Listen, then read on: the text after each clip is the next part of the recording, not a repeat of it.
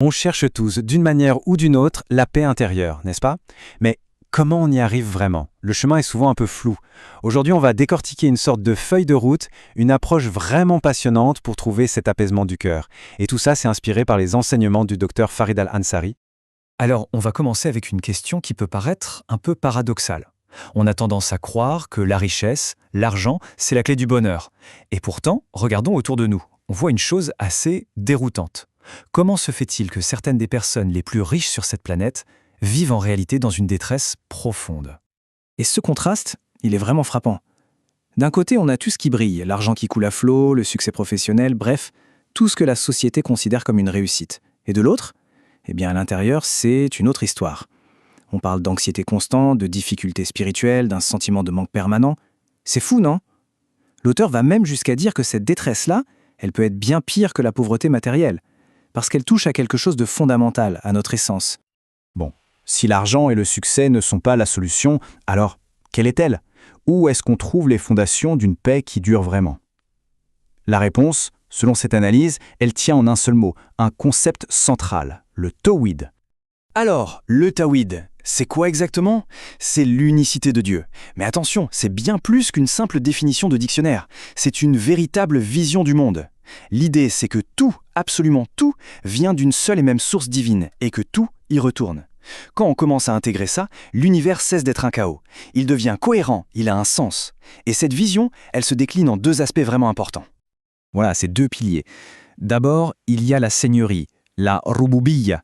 C'est la partie intellectuelle, si on veut. C'est reconnaître dans sa tête que Dieu est le seul créateur, celui qui pourvoit tout, qui commande tout.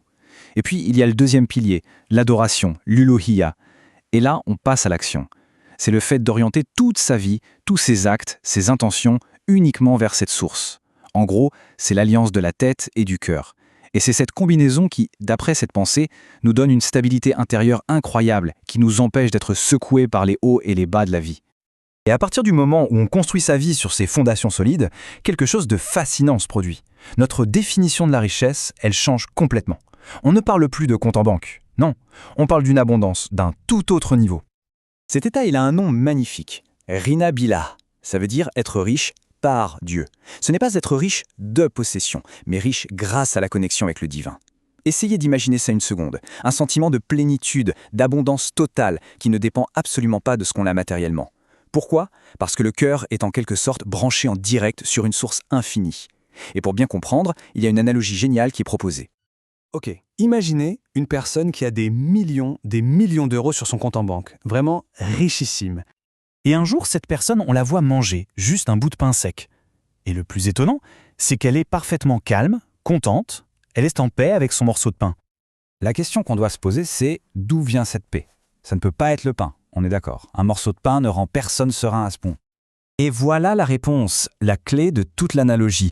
La paix de cette personne, elle ne vient pas de ce qu'elle mange, mais de la certitude de ce qu'elle possède. C'est la conscience de ces millions en banque qui la rend sereine, pas le crouton de pain dans sa main. C'est la sécurité de la ressource qui compte. Eh bien, c'est exactement ça l'état du croyant. Son cœur est connecté à ce qu'il considère comme les trésors infinis de Dieu. Du coup, sa paix, sa sécurité, elle ne dépend pas de s'il a beaucoup ou peu à un instant T. Elle vient de cette connexion à une richesse qui ne s'épuise jamais. Ok, tout ça c'est beau en théorie, mais concrètement on fait comment? Comment on passe de l'idée à la réalité vécue? Quel est le chemin pour arriver à cette connaissance de Dieu et cultiver cette richesse intérieure? Le chemin est décrit en 3 étapes. La première, c'est la connaissance intellectuelle. On apprend avec sa tête les noms et les attributs de Dieu. La deuxième étape, c'est là que ça devient vraiment intéressant.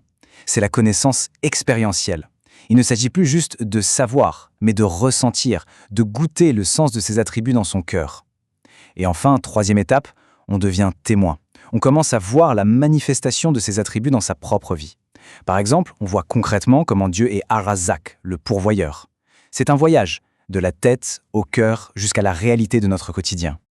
Il y a cette fameuse parole qui dit « Apprends à connaître Dieu dans les moments d'aisance et il te connaîtra dans les moments de difficulté ». C'est exactement ça. C'est comme un investissement. On bâtit la relation quand tout va bien pour qu'elle soit là, solide comme un roc quand la tempête arrive. Et le plus fou dans tout ça, c'est que cet état intérieur, cette richesse, elle ne reste pas cachée. Non, elle finit par déborder. Elle se manifeste à l'extérieur de manière très concrète à travers le caractère, le comportement de la personne. Écoutez bien cette parole du prophète Mohammed, c'est vraiment puissant. Il dit que la délibération, la bonne conduite, la bonne contenance et la modération font partie de la prophétie. Ce ne sont pas juste de bonnes manières, c'est bien plus profond que ça. Et il y a une précision incroyable qui est donnée, un 25e. Ce n'est pas une image, c'est une fraction. Avoir ces qualités, c'est comme posséder un 25e de l'essence de la prophétie. Ça donne envie de savoir de quelle qualité on parle, non? Alors les voici, ces 4 qualités prophétiques. Premièrement, Atoada, le calme, la patience, le fait de ne pas se précipiter. Deuxièmement, Al-Hadi as-Salih, avoir une bonne conduite, être juste. Troisièmement, As-Sant as-Salih, la bonne contenance, cette beauté intérieure qui se voit à l'extérieur. Et enfin, Al-Iqtisad, la modération, l'équilibre en tout. Finalement, ce sont les signes extérieurs, les fruits visibles d'un cœur qui est vraiment en paix. Et tout ça, ça nous amène à une dernière réflexion, une sorte de question en miroir.